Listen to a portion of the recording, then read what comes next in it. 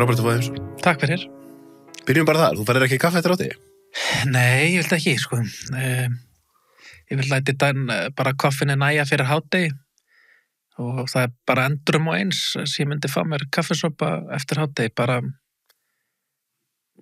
ég vil geta tryggt að ég sofi vel og þegar maður undir miklu álagi og það er mikið að gera í vinnunni og það er að mörgu að hyggja, getur maður sagt, þá vil maður geta tryggt að maður sofi eins vel og undir. Þannig að ég er svona reynd að hafa það, en ég held ekkert aftur að mér fyrir hádegi. Nei, ég er ekkert svona 2 bolla maður, ég menna það getur alveg verið 6 bollar fyrir hádegi. Það er svolítið. Ég gæti, það er þannig dagur. Já, ég er að vinna með að fá mér bara alvöru bolla og þá er ég bara í 1-2.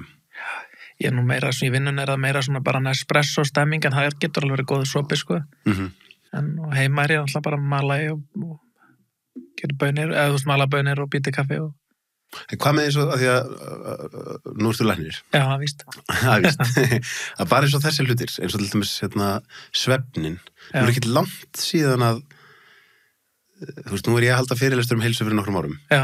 Og þegar ég spurði fólk, ef ég spurði ykkur hvað telji þessi mikilvægast að þessu þrennu, hreyfing, næring, svefn, þá sögðu þeir allir svefn, þú veist, árunum 2020 til 2022.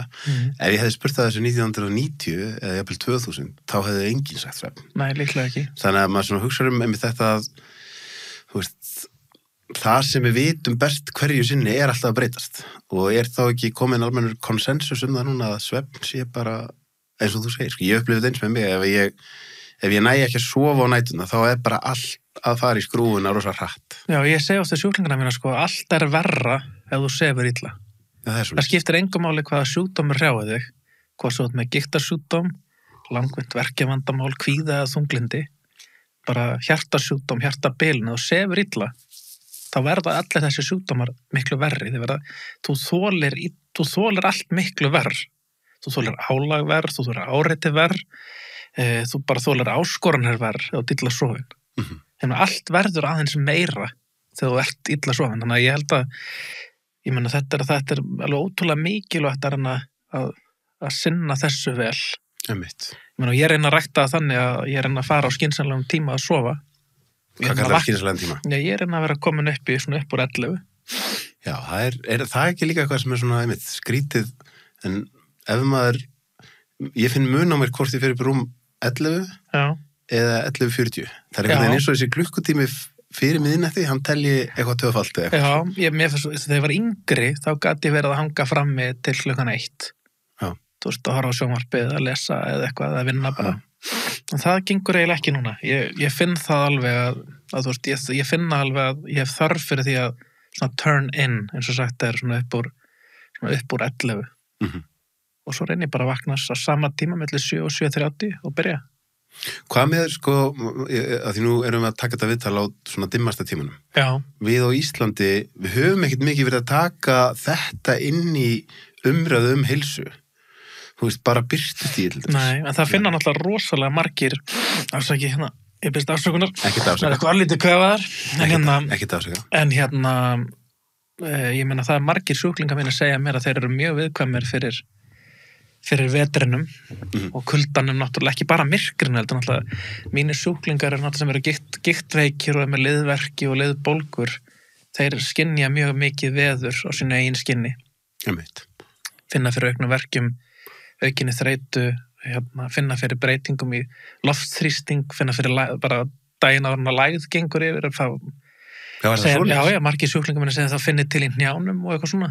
Daginn áður, að ég fór að velta þessu fyrir mér fyrsta skipti bara í fyrra, getur verið að loftþrýstingur sé að hafa eitthvað áhrif? Já, það er margir gigtasjúklingar lýsa þessu og það hefur verið gert tilraun til að rannsaka þetta, þannig að, og ég meina, oft finnst mér bara gott, veist, það sem fólk segir manni, það oftast er ekki rangt. Fólk er bara að reyna að segja manni sína upplifun og velur bara þau lýsingar orð sem þau kunna og geta búið til ástand sitt. Og svo er það mitt sem læknisins að reyna að skilja hvað þau eru að segja mér. Það er ekki alltaf sem það heppnast, sko. En oftast er fólk bara að lýsa einhverjum upplifunum og hvaða tengingar það gerir. Þú veist, af hverju líður mér svona og hvað gæti hafa valdið því. Og við náttúrulega við alla manneskja reynum að búa til einhverja svona reyna skilning á okkar ástandi. En hvað með sko einmitt þetta, ég velti þess eitthvað tíðan fyrir mér að ef ég færi inn á þing að þá væri svona eitt af því sem ég myndi vilja tala fyrir, væri að breyta mögulega samfélagsstruktúrnum yfir háveturinn. Að til dæmis í janúar myndum við bara byrja allt 10:00 og hætta 3:00. Af því að til lengri tíma myndi það, sko ekki bara myndi það hjálpa líðanir okkar, heldur myndi það vera fjárhagslega jákvætt af því þú veist, það eru mjög margir að glíma við svefnvandamál, streitu og ef við myndum bara segja, heyrðu, vinnum bara með náttúrunni yfir háveturinn og þá er ég að þetta sem ég er að minna þegar ég er að spyrja, sko, við erum eitthvað dálítið í þessum mónokúltúr, það er bara eitt fyrir alla alltaf, en það er rosalega munur á því þú veist, að vakna 7:00 á morgnana í maí, júní eða í desember og janúar. Algjörlega. Það er náttúrulega mjög skrítið að við höfum ekki svona það leyfi að skipuleggja vinnutíman okkar eða starfstíman okkar betur. Þú veist að þú pælir því það er rosalega furðulegt að allt byrji 8:00. Nákvæmlega. Ég bara alltaf. Að það sé engin sveifla og líka hvernig þessi vinnutími er skilgreindur, vinnudagar. Ég held að sé aðlast að það sé að koma betri skilningu fyrir því að vinnutími geti verið breytilegur og við höfum ólíkar ólíkar þarfir til að vinna á ólíkum tímum. Það er náttúrulega erfiðast kannski í þjónustu störfum þar sem þú þarft að opna eitthvað á ákveðin tíma og það þarf viðveru. En í mjög mörgum störfum er þetta náttúrulega bara ef þú skilar þeirri vinnu sem þú átt að skila þá ætti ekki að skipta máli nákvæmlega á hvaða klukktíma. Nei, nákvæmlega. Ég meina það er einna helstu kostunum sem ég get séð við til þess að það að reka mín eigin stofu. Það var eitt af bara mestu þegar ég fattaði það, ég byrjaði stofurekstur fyrir 8 árum síðan, rúmlega. Þegar ég áttaði mig á því að ég þyrfti ekkert að byrja 8:00. Ég vissulega opnaði húsið 8:00, en ég réð hvenær því að ég mætti.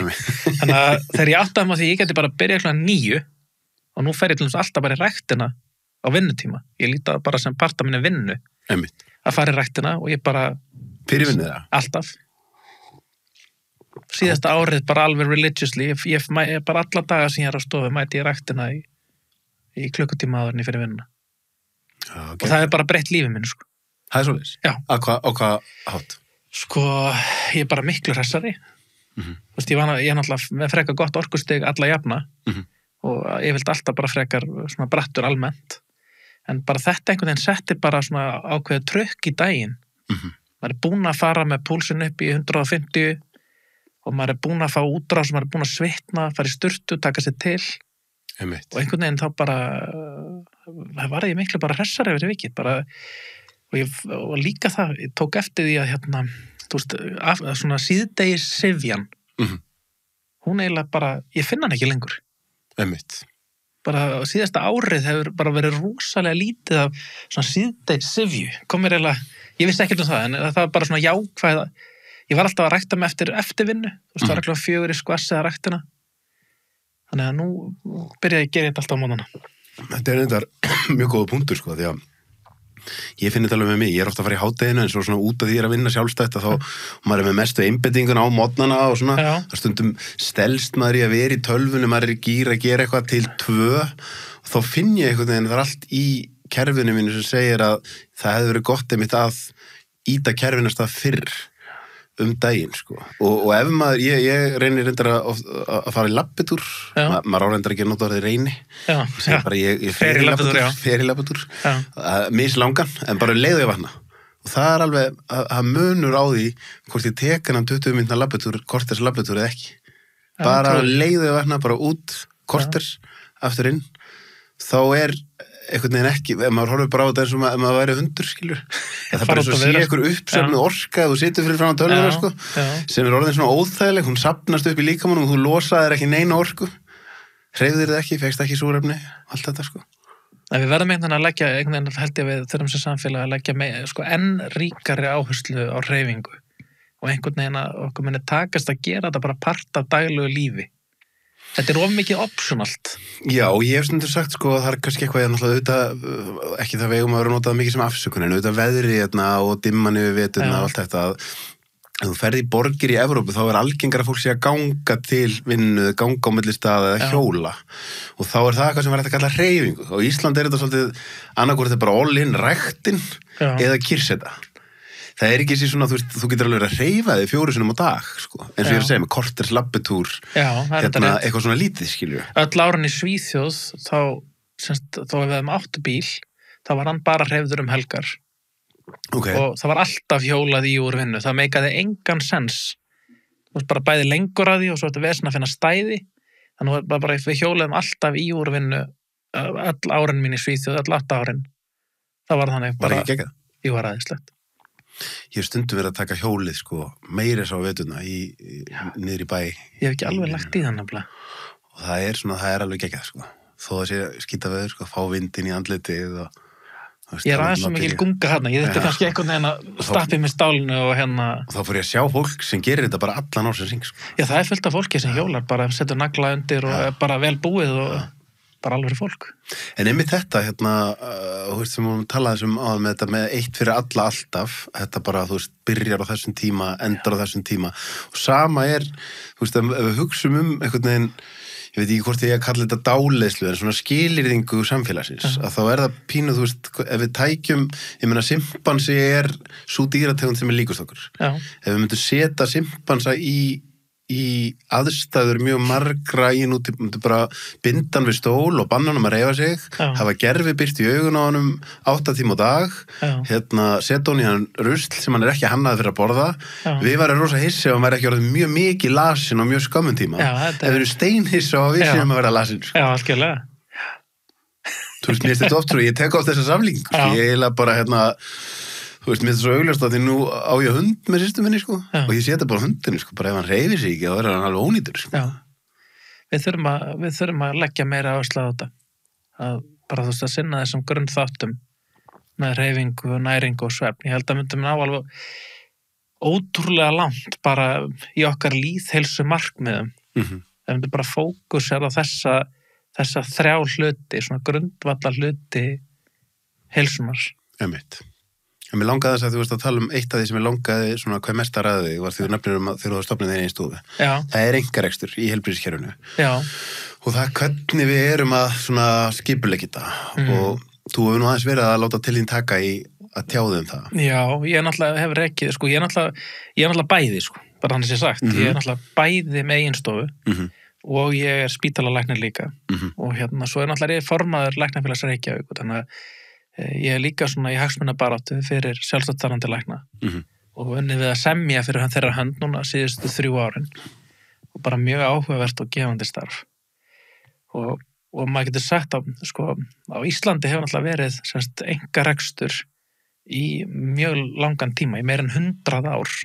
Fyrstu samningarnar voru gerðir 1909. Það rosalega löng hefð fyrir þessu. Það alltaf skrítið að fólk að segja þetta orki eitthvað tvímælis að við sem einkavæða kerfið eða eitthvað svolítið. Þetta hefur bara alltaf verið síðan að Íslendingar voru með heilbrigðiskerfi. Þá hafa verið sjálfstætt starfandi læknar á stofum á samningi við ríkið. Og það er svona hybrid módel. Ég ekki, þó ég reki stofana minna sjálfur, þá ég með samninga við þetta opinbera að veita ákveðna þjónustu. Þannig ég partur af einu opinbera kerfi þó ég sjái sjálfur rekstur minna stofu. Þannig að sjúklingarnir sem koma til mín, þeir eru alveg eins tryggðir eins og það færir á spítalan eða heilsugæsluna eða til sjúkraþjálfara. Það gildir okkur það sama og gildir á spítalanum og göngudeildum út á landi og svoleiðis. Þetta ekki eins og með mjög margt í umræðu, nú ég unnið við fjölmiðla í 20 ár. Já. Og ég veit ekki hverjur að kenna, hvort það séu fjölmiðlarnir eða hvort það séu bara athyglisbann, fólks drífur ekki dýpra. Þessi umræða, hún fer einhvern veginn beint í bara, að þá þýðir það bara hinni ríku sé að kaupa sér framfyrir. Skilur, og þess vegna drífum við ekki lengra. Í staðan fyrir mér er það mjög augljóst ef ég er kjörinn á Alþingi, og tala nú ekki ef ég er orðinn ráðherra, þá er ég að horfa á þannig að ég er í þjónustuhlutverki og þjónustuhlutverki mitt er að nýta skattfé almennings eins vel og mögulegt er. Ef það að einhver aðil út í bæ geti gert 100 aðgerðir á sama kostnaði og það myndi kosta spítalan myndi ná að gera 50 aðgerðir fyrir sama pening og einhverjum að gera út á stofu í bæ 100 aðgerðir fyrir sama pening. Akkur ætti ég ekki að taka 100 aðgerðir fyrir fólkið sem að borga skatt?